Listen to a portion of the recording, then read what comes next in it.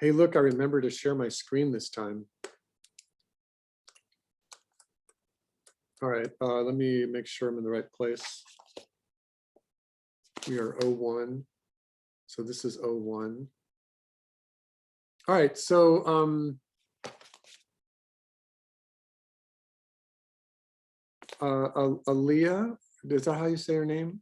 Aaliyah or Aliyah? It's Alia. Aaliyah. So I appreciate this, and I wanted to make a mention just to start out with this today, that if I see that you're doing a flip book and a bouncing ball and a dog on my little list here on my record thing, I will make sure that you get credit for this, that this is extra credit. If there's only one thing to do for that assignment and you do 4 things or even 3 things or whatever, I will make sure it's like, so take that for truth, for a rule of rubrics and education, that I will make sure that even if you're doing it wrong, even if you do like this running cat thing that we saw this on Monday, right?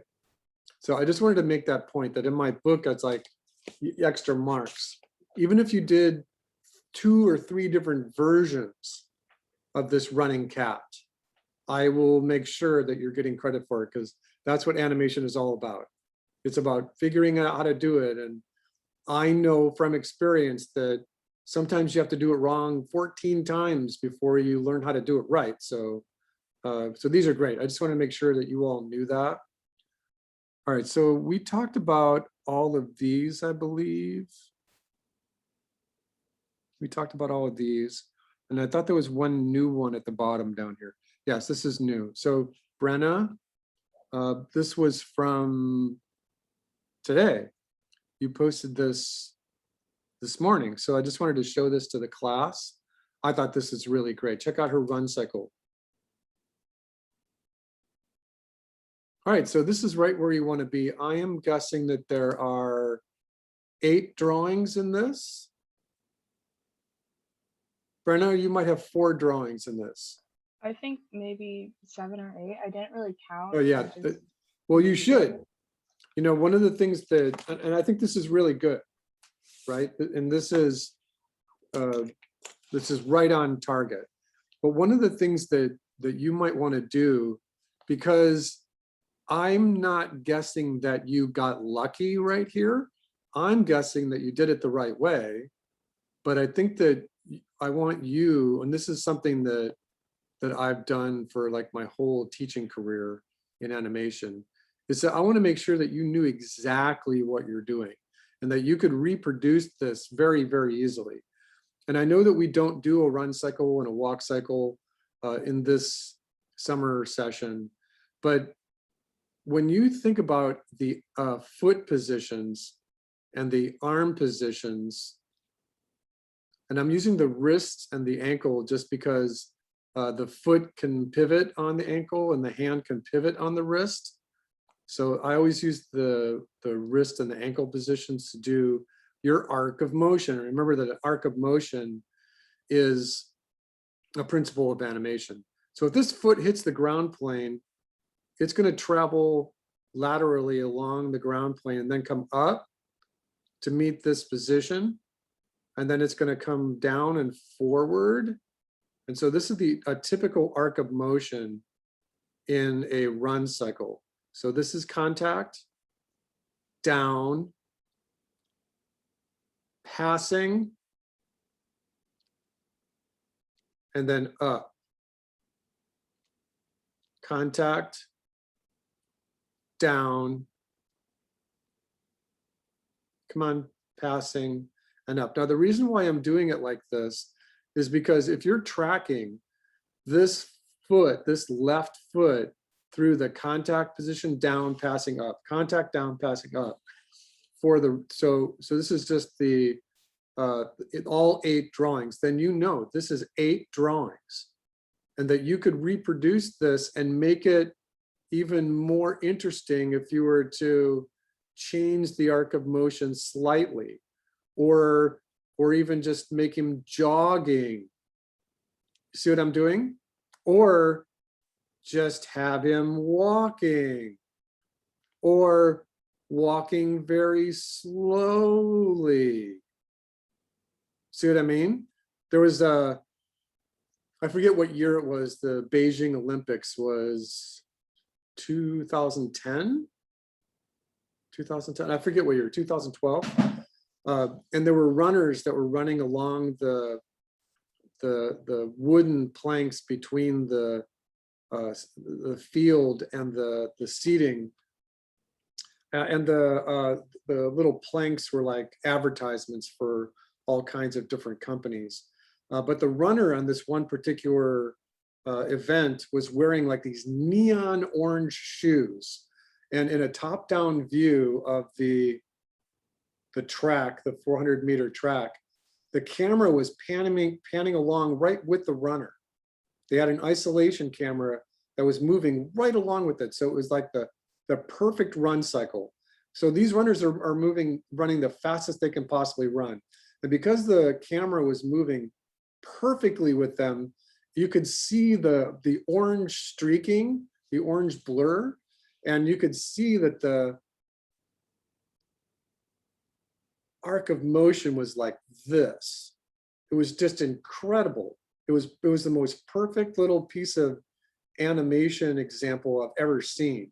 And the runners were leaning forward, but their feet were moving like that. It was like, this was incredible. So this is great, right? And I want you to know that you did it right, but in order to reproduce this, know what your arc of motion looks like.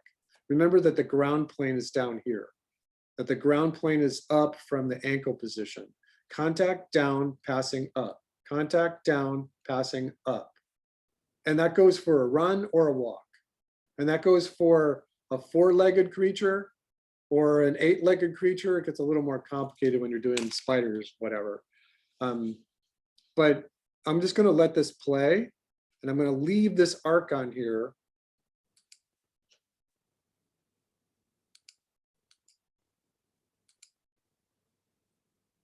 You see how the ankles are falling right on that arc? You see that, everybody? That's why it's successful. That's why it's absolutely working. So what I'm going to do that now is just do the same thing with the wrist positions. And it's the same theory. It's just in a different position. We'll pick a red color this time. So oops, I'm not on my pencil. So the same thing. A lot of times we'll just look at this and go, you know, that's not quite right. The wrist does this little pendulum kind of activity. And you can kind of see that your wrist position is falling on each one of those positions. So you have contact, down, equally spaced, passing, oops, sorry, passing, and up, and then repeat, contact, down, passing, and up. And that's why it works. You know, this is great because you got this little extraneous action happening with the hair. Any little bit of movement is going to work. But that's why it's successful, is because you're following these arcs, and the spacing of the hands and the feet are right on the money. And so now that you know that, you could reproduce this. Anyone could reproduce this. And that's what makes it fun, because if you use this process, instead of just either following the drawings that you see in a textbook or from an online example, you're gonna understand it more.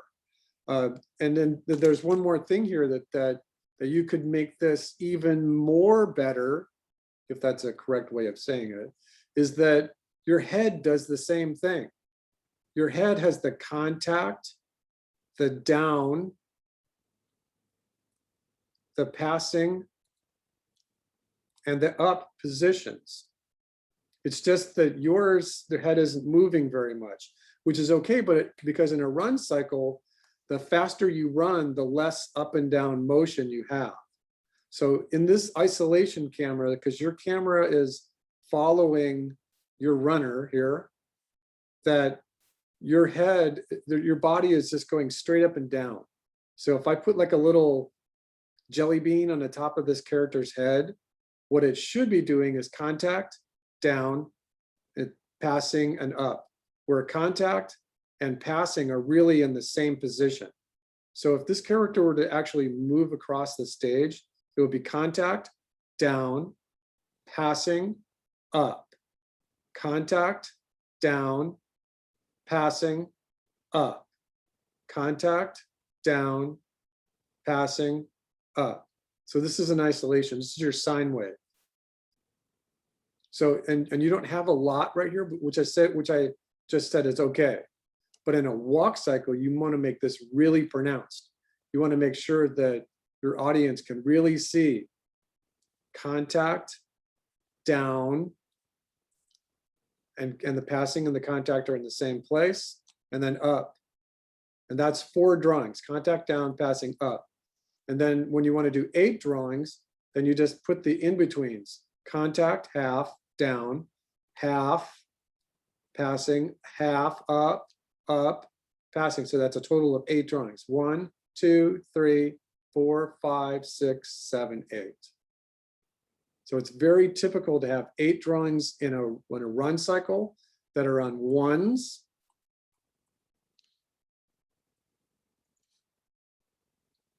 And 8 drawings in a walk cycle that are on twos, which is 16 frames. Sometimes this is a little fast.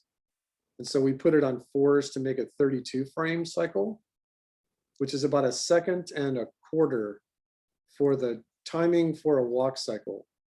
And we put, sometimes the run is on 1, sometimes it's on 2s. So 16 frames is 2 steps per second.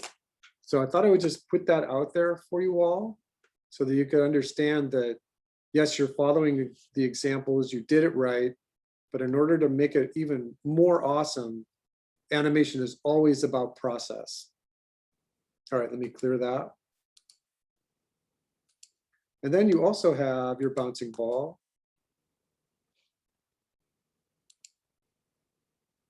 Okay, yep, that's perfect. Thank you, Brenna. Thank you. All right, and then Caroline. Yep, we followed the example perfectly. Let me make sure that this one got noted.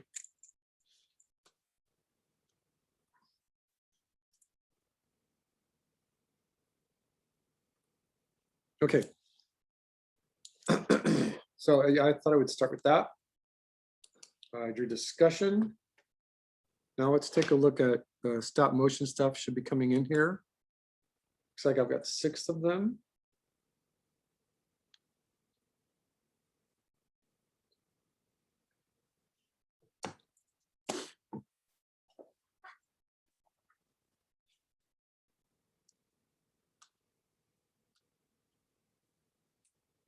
Oh, Cindy and everyone, whenever you're doing anything in the posting area, it's always easier for your instructors and your classmates to just click on it.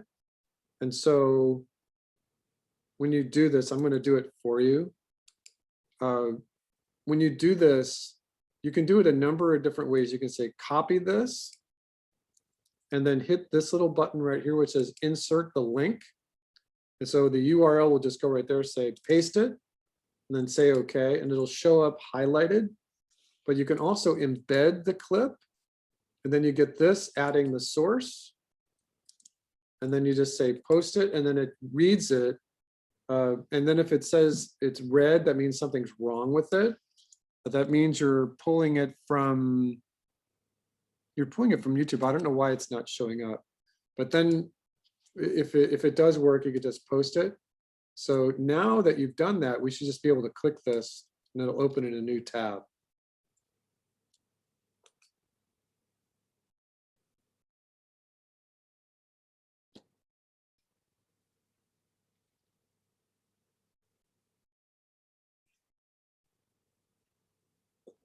Okay, your worm is eating a whole bunch of apples. He's going to be full here in just a minute. Okay, that's great. How long did it take you to make it? I'm not really sure.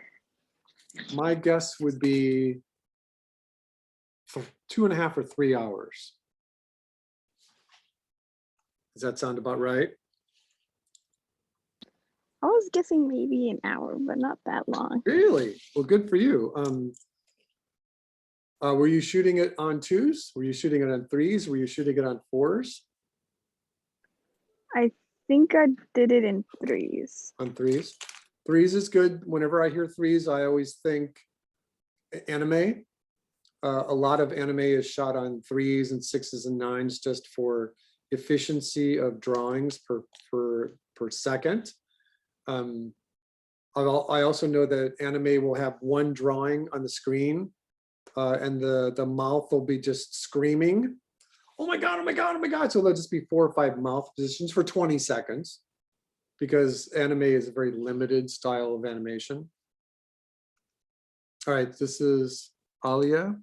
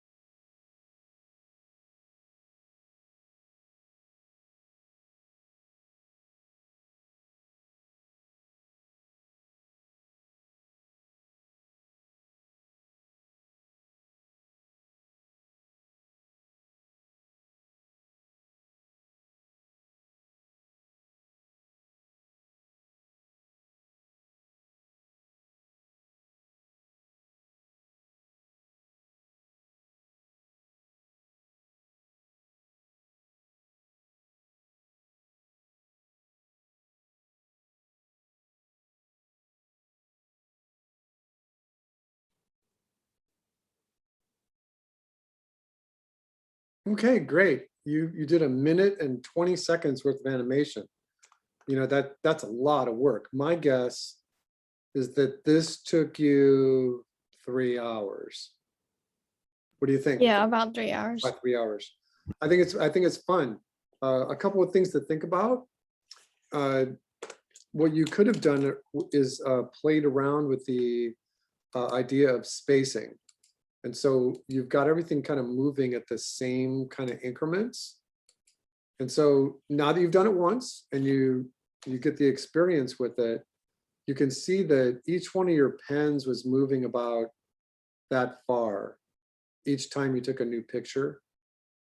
And remember too, everyone, that she's got things going this way and that way, and you're keeping track of a lot of different things. So there's a huge amount of credit for trying this stop motion thing when you've got 2, 3, 4, 5, 6, 7, 8, 9, 10, 11. You've got a dozen things moving in different directions. This is huge. Keeping track of all of those things, that's huge. But that's the foot in the hot water of professionalism for stop motion animation. Understanding how to keep 12 things moving so that they don't jitter back and forth, that's enormous. A huge props for you. You know, clap, clap, clap. In the reaction area up here, we could clap, but I can't clap and draw at the same time. So now your next step is to vary the performance of this spacing. And in the truest form of easing into a motion, start out slow and then get faster, right? And then do the opposite, where you are already in motion and you're moving pretty quickly and then slow down. Now, this isn't anything to do with true math or like the Fibonacci sequence or anything, but this is easing into a motion, ease out, or slowing into a motion. And this is easing out or slowing out of a motion. We're going downwards here. So you start out fast, and then you get really, really, really slow.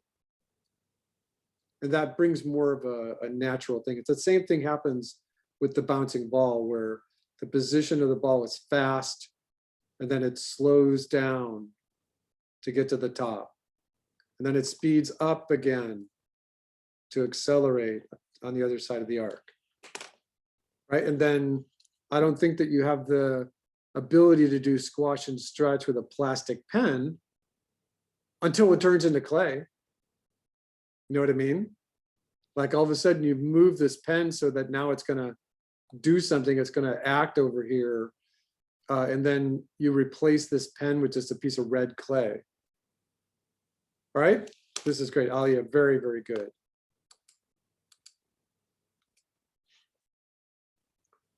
Esther.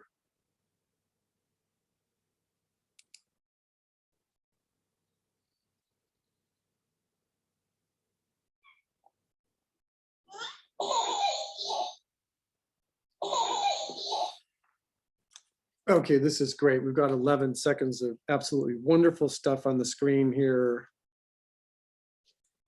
Let me make my marks. So basically, this is called replacement animation. You're doing stop motion with paper. You are drawing out the animation, getting the animation to work. You're cutting it out and then placing it on a stop motion stage. And this is just fabulous. So under the reactions up here, everyone, I want you to clap for Esther. Oops, I did a little thumbs up, but let's clap. There's little clapping hands, I think. Well, the clapping hands are here. Sometimes when I can't get that to work, I just clap in the camera like this. Yay! But this is great. This is a lot of work. This took you 4 hours. Esther, talk to me. No, an hour. What? The whole Yeah. thing? Yes. Whole thing, Esther. Yes. What have I told you about lying to your papa? No, it took me an hour. What? Yeah. Okay, this is great. Let's watch it one more time. Is that okay? Yes, that's okay. Your camera is pretty steady. It's not moving around too much. Yeah, this is great. So what I'm going to do right now, well, actually, I think we have one more to look at. So, well, actually, I get distracted really easily. So I'm gonna share with you, and you have to. Oh, I think no, I did not. Let me. Oops, hold on.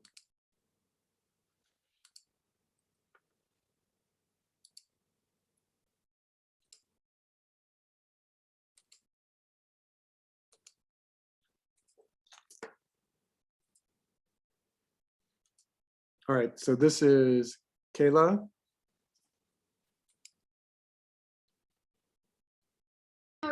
Actually, I wanted to do it again. So Okay. I don't want that one. Is that okay? Yeah, go ahead. Let's just can we look at it anyway, though?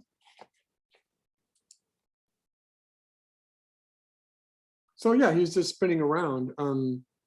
What do you plan on doing? I definitely want to find like a better setup because it's hard to like get it in a good place where it shows enough, and especially like on the floor as well. I need to put something down there to make it like one color. So no, I know what you're saying. So, so remember my suggestion is that, you know, that this drawing is in the classroom.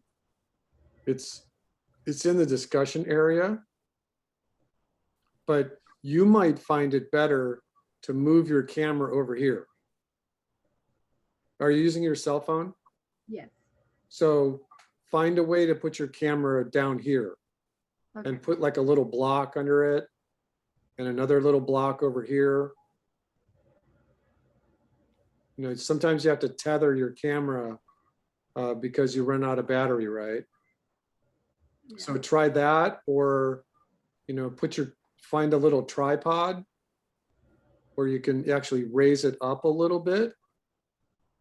You know, they sell these little selfie sticks. You know, that's an option too, where You can actually tape a selfie stick to the table and have the camera, have your cell phone up here, right? Either one of those things are going to work for you. Any of those options, a little tripod, a couple of little blocks that you glue to the tabletop. So this is a down shooter and this is just your stop motion camera.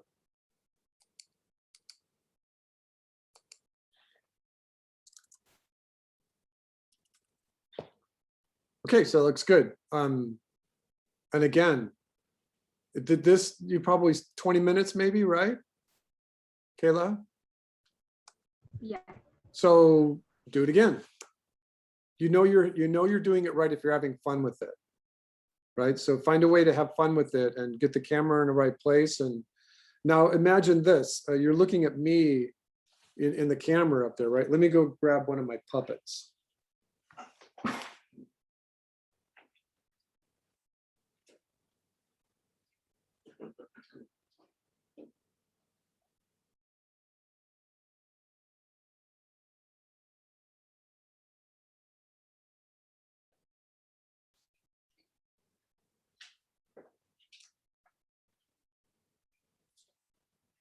So this is what's called a maquette.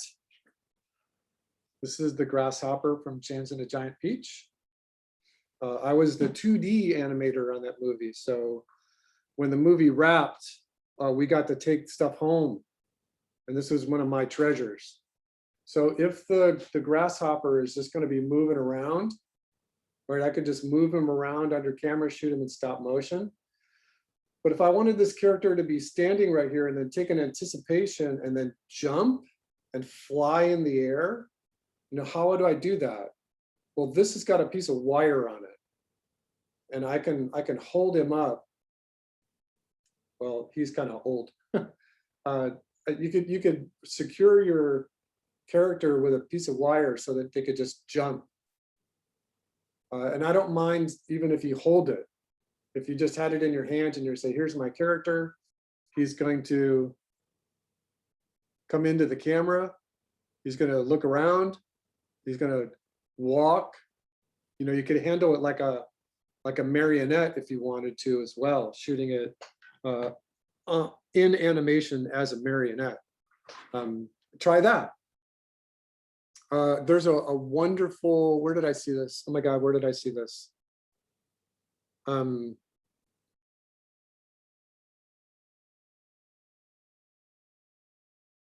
I think it was in either the movie Amelie, which is this, right?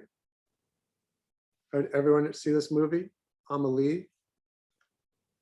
Or The Secret Life of Veronique, where the puppeteer is actually holding the puppet. Instead of using strings for the marionette, they're holding it. And that's perfectly legitimate. You could do that too. All right, so this is Naomi.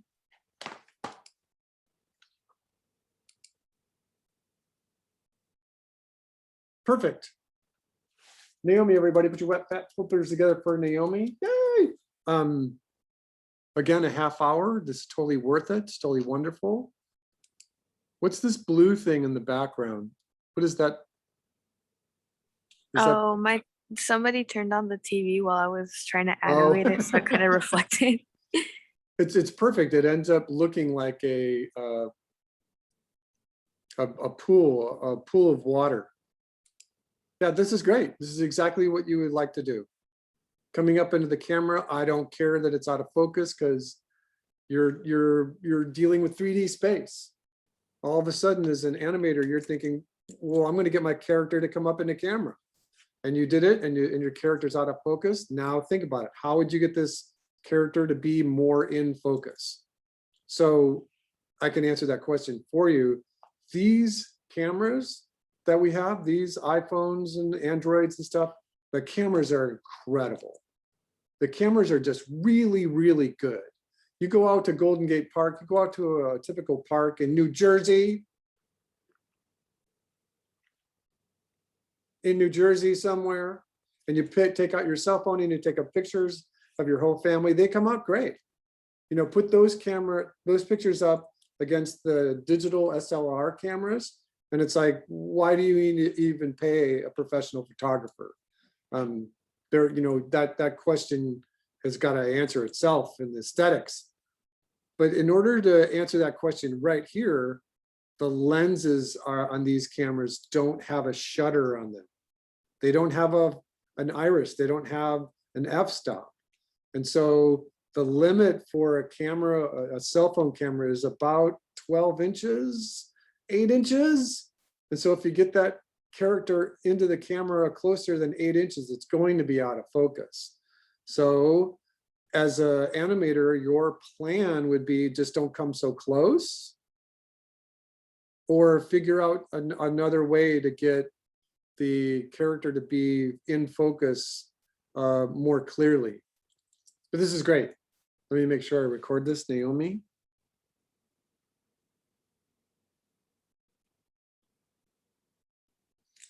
Let me refresh my screen here. Yep, I got a couple more coming in. This is Servidja. How did I do right there? Servidja? Yep, you're getting there. Because all I'm thinking about is making you happy. That's all I do. I go to bed, wake up in the morning, I have my banana. How do I make Servidja happy? All right, you have 2 of them.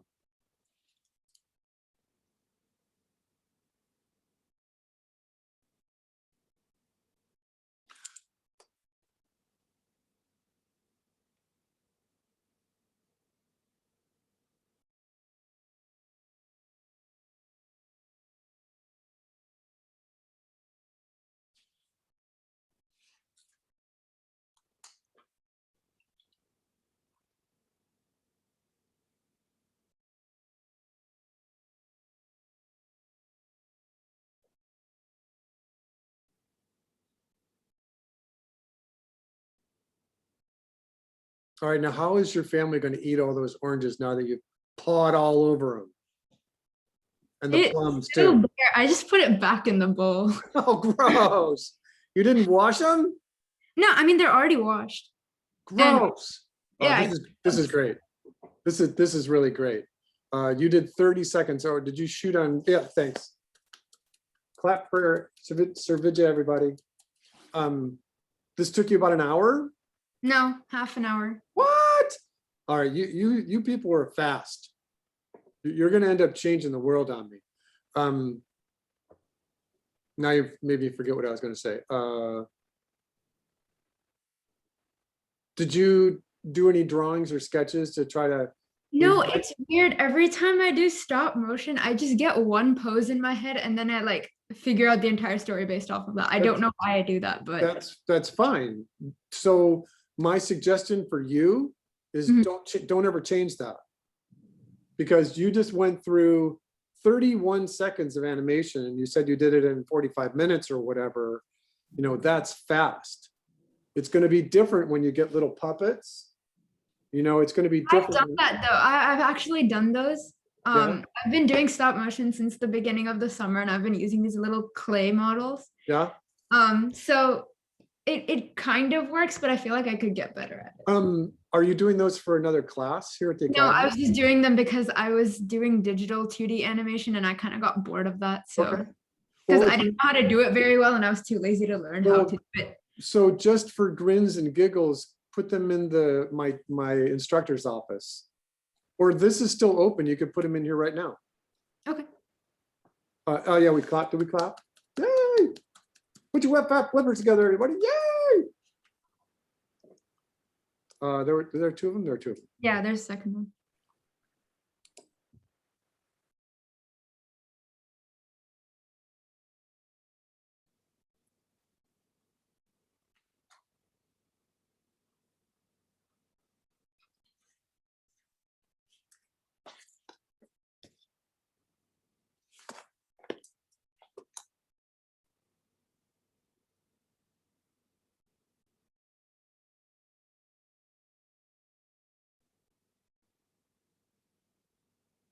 This is great.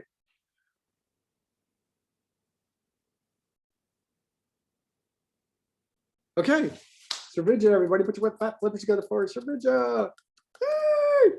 Yay!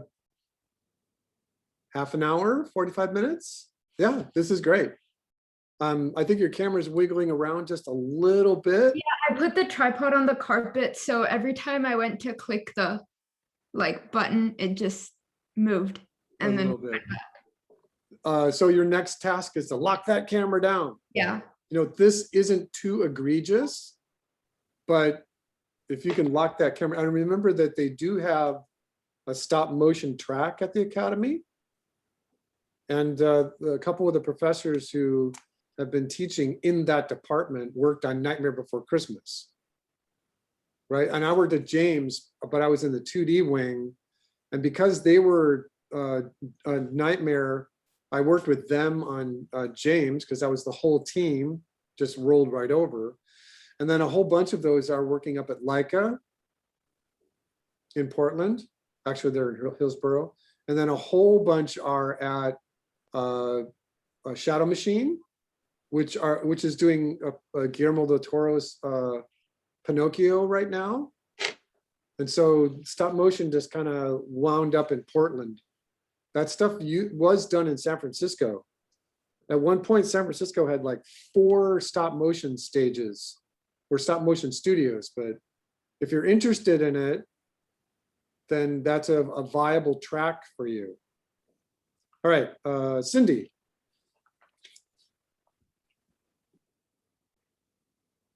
Oh, we already saw this. Did you repost this? Cindy?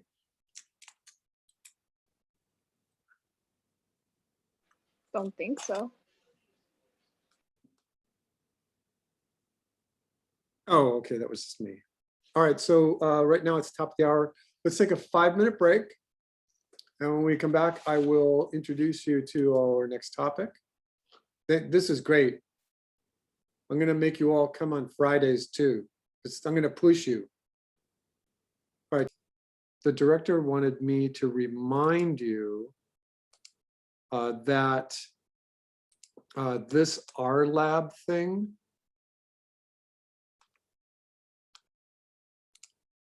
got posted. Oh, first of all, let me make sure that I didn't miss anybody who might have posted something. All right. So in the discussion area of the class, the R-Lab got posted twice. So this is a remote lab. And for an hour before and an hour after this class, you can log into any of the computers at the Academy remotely. And you can use Photoshop or Maya or Toon Boom or whatever it is remotely. It's free. But it's only for an hour before and an hour after this class. Remember that those links are right there. This stop motion project is set to close on August 11th. I think I changed that so that it stay open. So there's a bunch of you who haven't posted anything for this module yet. So it is open. So just go ahead and post it there. And I will see it. This opened 2 days ago. Okay, I see that there's someone posting a flip book assignment.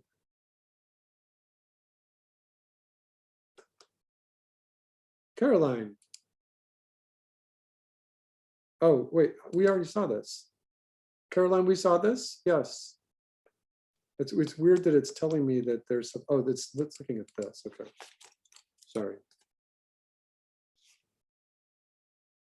All right, so I'm looking at just at my roster here, and I see that there's some people who still need to post material, and I don't care if it's late or not, because this is a summer camp class. Get this stuff in either into. There's a couple of different places you can put it. The first place you can put it is in the folder where it belongs because the date has been extended, right? Or this late or missing or redo folder, you know, that's the ideal place right there. And I will make sure that you get recorded for it on my hot sheet right now. Okay, so having said that, let's take a look. Right now we're talking about stop motion, and now we're going to do cutouts, right? So now it's basically the same thing, but you're making little paper puppets. So Vidya, are you okay with that? Are you making your paper puppets right now? No, I was just checking something. Yeah, you're working ahead. I know you are. You're going to end up taking over the world. All right, let's take a look and see what the actual discussion says for these cutout animations in the other module. So let's go through this. Right now we have The Adventures of Prince Ahmed. This is Lotte Reiniger from 1926. Let me give you a couple of trivia things about Lotte Reiniger. She did everything by herself. Her husband helped a little bit, but she did the storyboards. She did the making of the puppets. She recorded everything. She shot everything on camera. This is just incredible.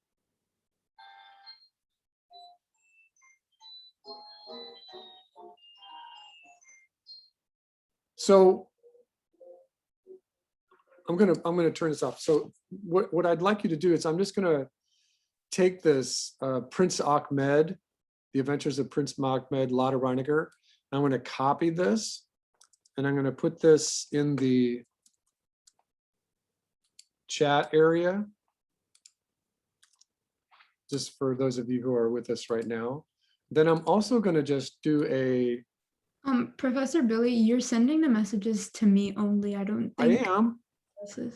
Oh, that's weird. Sorry. That was from Monday, I think. All right, so that's just the cue for you to look that up. And then I'm gonna put that cue in the discussion area as well. Except I'm gonna do one more thing to it. Add this topic.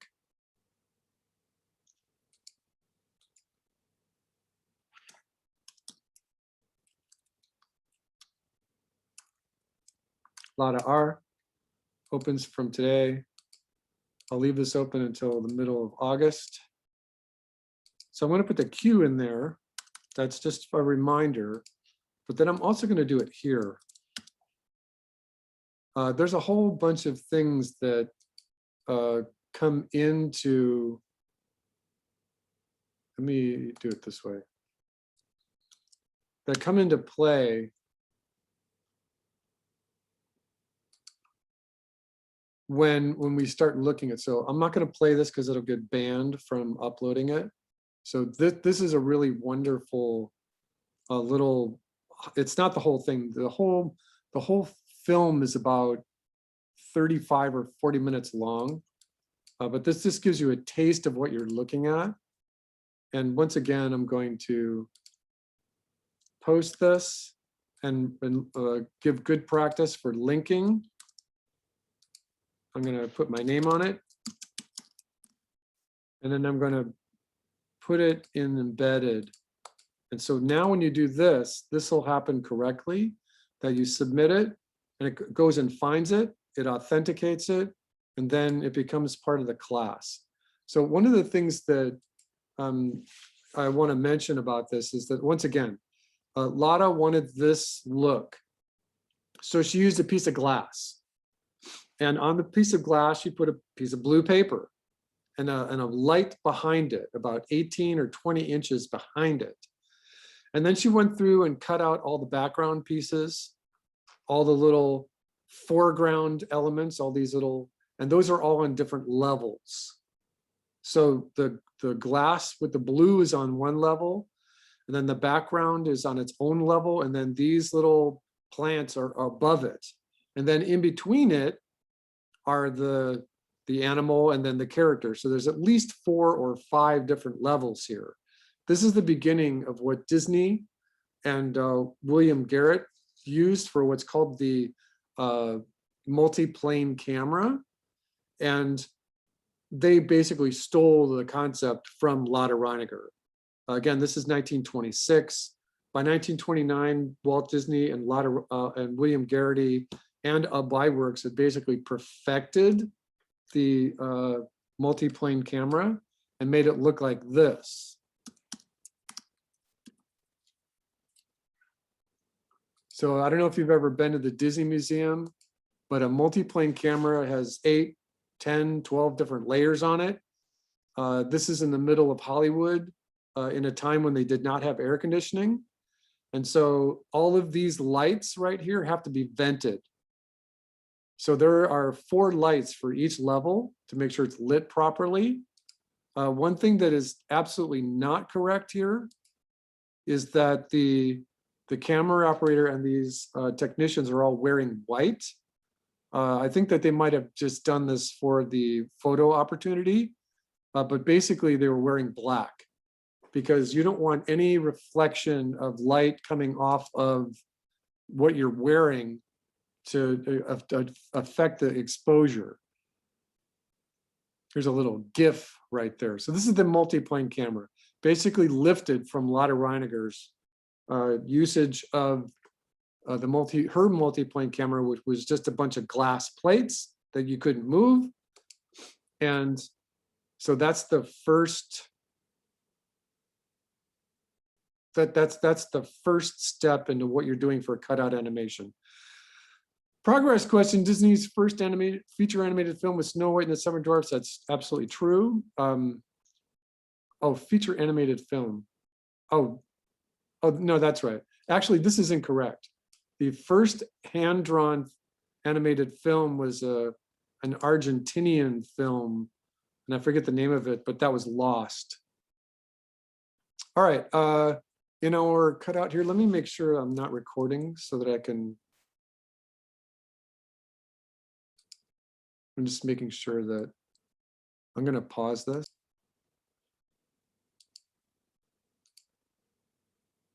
All right, so here's a couple of examples.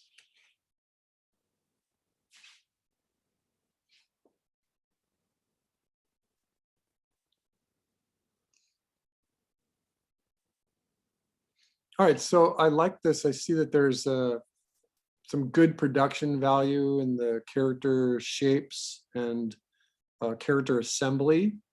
They spent some time drawing it out, very interesting shapes, and then cutting it out very carefully, and then animating it under camera.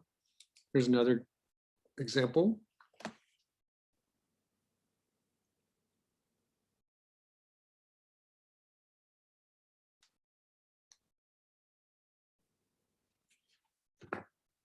And another.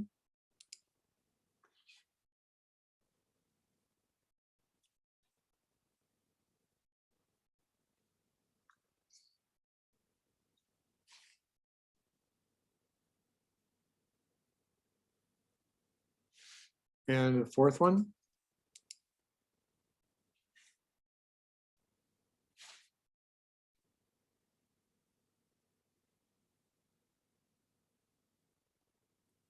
So this one's interesting. You can see that the student has put a lot of effort into the main shape of the body and actually backlit this one with either a light table or a piece of glass and a colored piece of paper. But they use like super tack, which is that little earthquake putty, to keep the pieces in place. There's just a set of directions that show you how to make a puppet like this. And I'll just draw for you. So in one example, they said, go ahead and take the shape of the head of the character like this and cut it out of paper.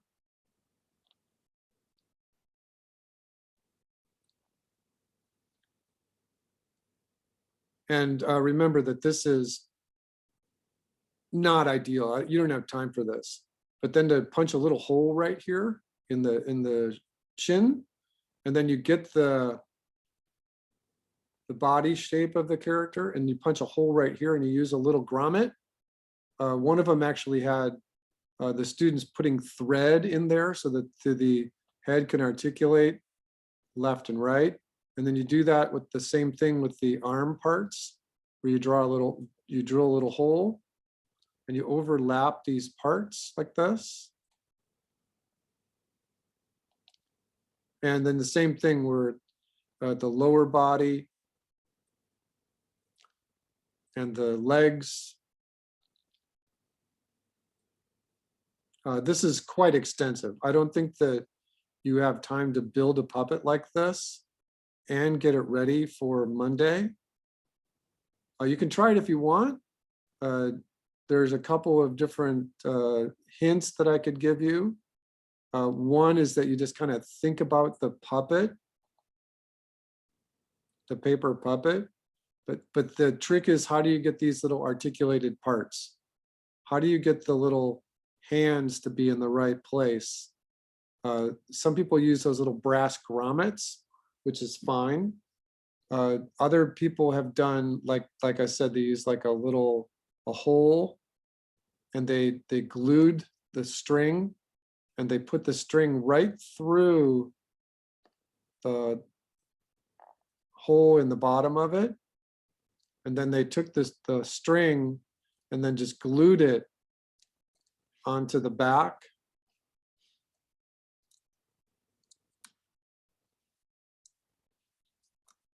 I'm sorry, I navigated away from where it was. All right, so that's one option. I'm going to clear this. Actually, there's a couple options in there. So let's take a look at the next. So how to create your characters. Let's just, let's go ahead and just keep this one. This is from the Academy.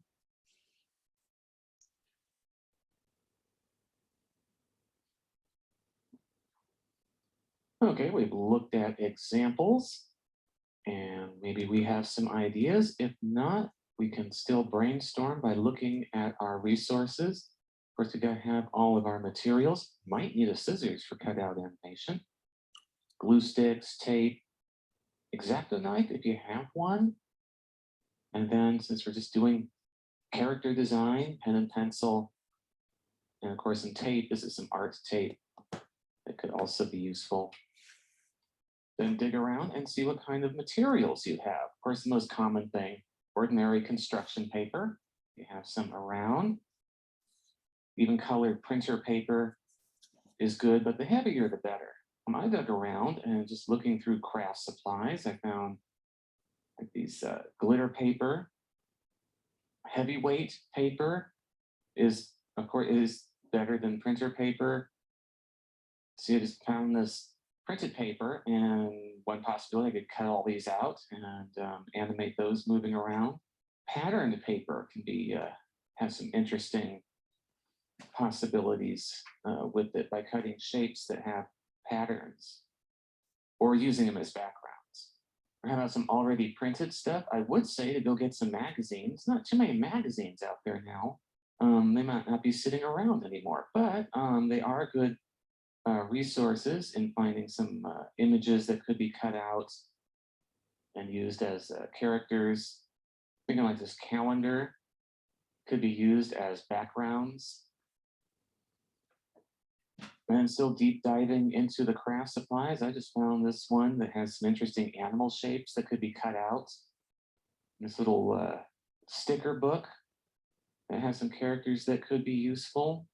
So I went ahead and cut out the genie, and I'm just kind of figuring this genie could be flying around. Some extra photographs that you have around, you could cut out objects from those, and then those could be animated as characters. From a magazine, maybe you could come up with a theme.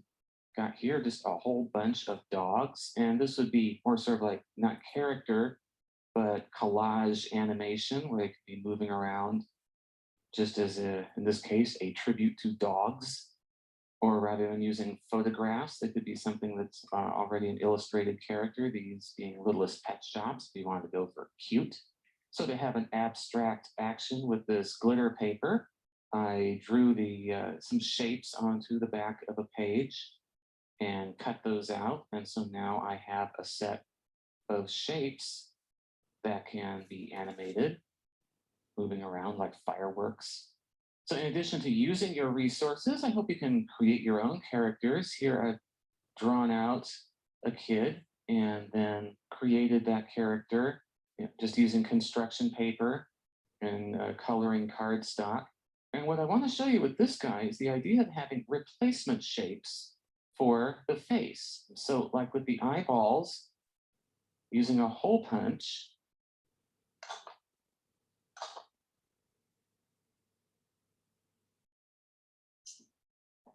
I can make these round shapes. I sure couldn't cut them that perfectly with the scissors, but now this guy can look one side and then animate him, look into the other, and then just cutting out different mouth shapes. So while I may not be trying to do lip sync and actually making him talk, it does give an opportunity to get different emotions. What's really great is be able to make a character that can move. So this guy is made to move his head around, No, watch this, pay attention to this part. and these eyes can move around. I've made replacement parts so that he could blink. I can just remove these, have these little half lids, and then replace them. The design here is just with little sliding parts on the back. Pause that, look at it, see how he's doing this? There's just like a little loop. It's just like a little piece of paper that has a loop cut in it. That's all that he's got. See, it's like there's a little piece of paper taped right here. And then he's got the antenna coming up. And then another little piece of paper like a letter T with just a small piece of paper glued on it. And that's all you need. Just really simple. The simpler, the better. Like I said, I've seen people use those little brass grommets. I've seen people try to glue through the punch hole to make a perfectly articulated joint, but that gets a little tricky. You usually have to use Elmer's glue or stop motion or hot melt glue, but you have to make sure it doesn't get all over the place. This is one of the more simple assemblies right here. So to do that, I've got a mock-up here. Let's say this is a part that I want to have sliding. The idea is that you have an extended piece that will be glued to one of these as a guiding part, and then a little bridge that goes on the other. So let's just do that.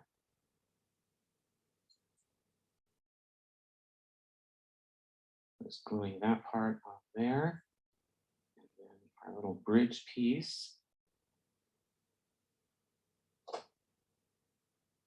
Going close to the end.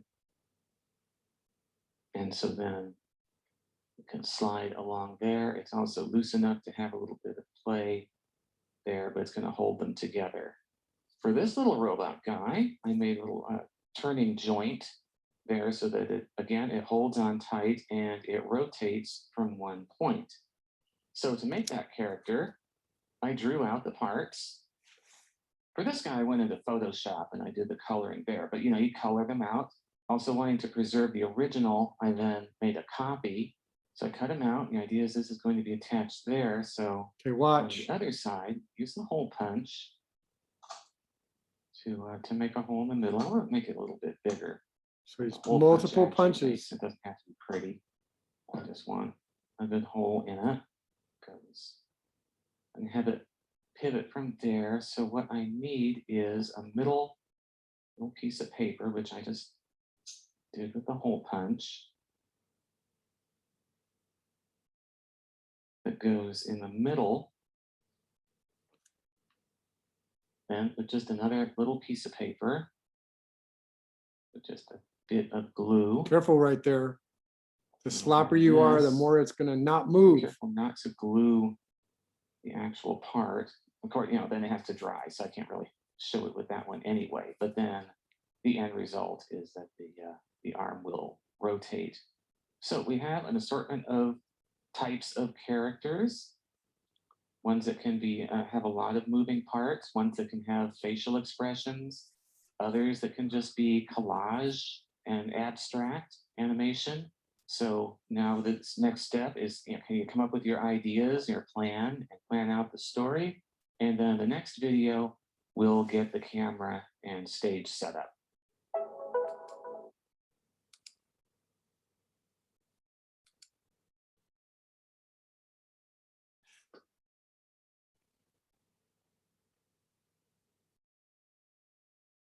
So first you position your background on the table with your character on top position, and then put your camera on a tripod and try to point that camera straight down at your scene. I'm just using an inexpensive tripod with a tablet support. It's holding it very sturdy, and that's the important thing. You just want to make sure that whatever your setup is, it can resist some bumps. If you don't have a full-size tripod, a small tripod will work. And if you can't angle the camera straight down at the paper, try to angle the paper a little bit more up, lining it up with the camera. You just need to use some method of securing the paper so it doesn't slide off. And even if you don't have that, just improvise. I made this with just some scrap wood, hot glue, and duct tape. It's not pretty, but it can do the job. And then make sure the tripod is secured, gluing it or taping it to the floor. Then with your scene lined up with the camera, you want to secure your scene down so that it won't get bumped. Just using some masking tape on the corners so it doesn't damage it too much, but it's going to hold it there. So this setup, the snail can slide around, but his eyes, I'm going to do a replacement with the eyes. And so, of course, if I just put those on there, they're going to move off, slide, not necessarily going to follow along. But I want to just secure them temporarily. And I use this repositionable glue stick. You know, not necessarily going to find it in art stores, but I got off of Amazon. But the idea is that you can use it to get things to temporarily stick. I wouldn't use this though to hold things onto the background because it will leave some residue behind. I'm doing it here because I'm always going to have some eyes on these stocks.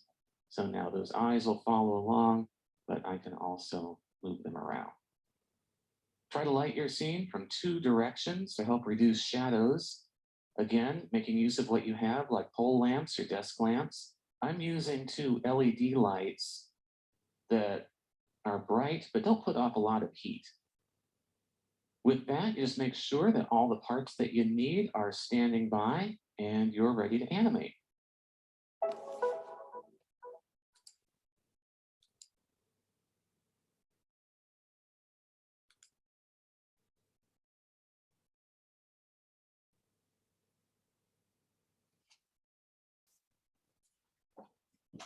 I'm going to start with the collage animation with some simple movement.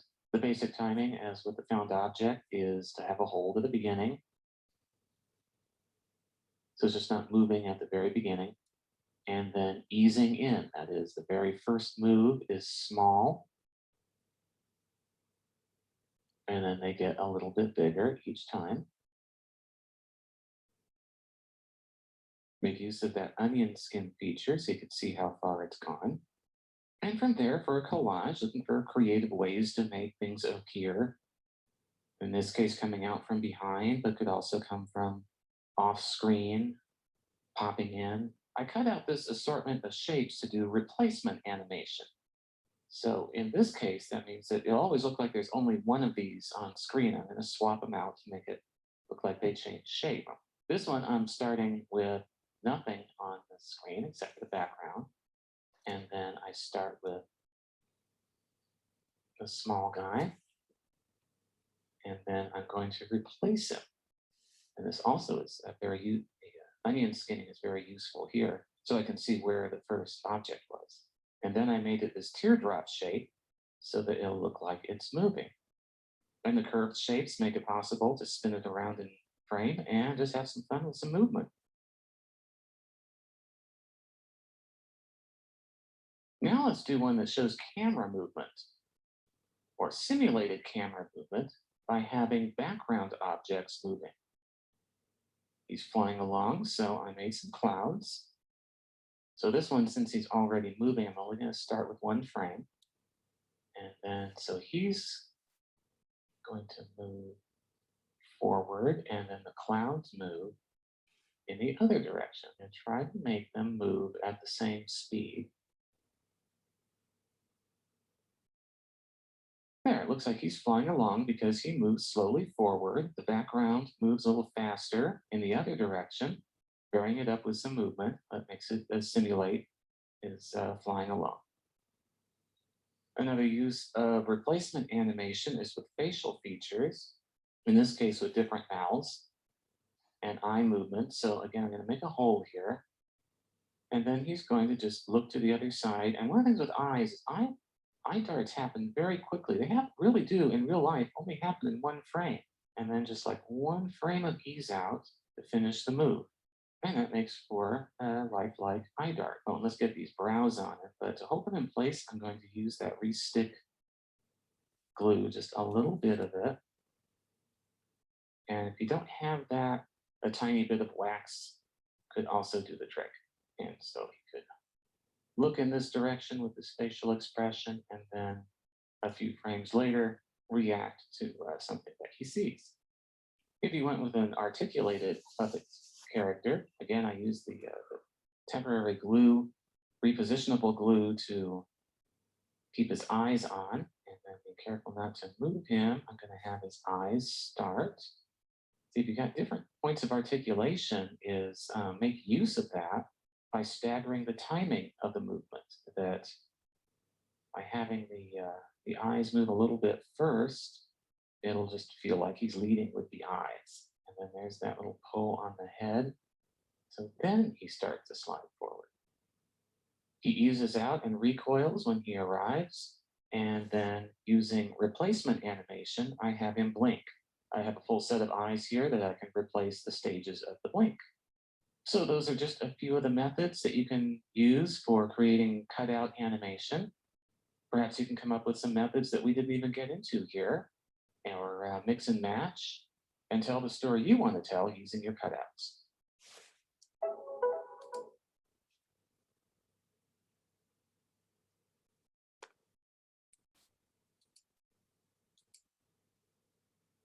All right, so hopefully that gives you a really good idea of what is in store for Monday. Anyone have any questions, comments, complaints, conundrums, criticisms? Tati, you have such a devil may care attitude today.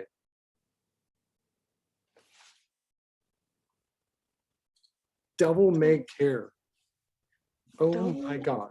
All right, so what I'm going to do right now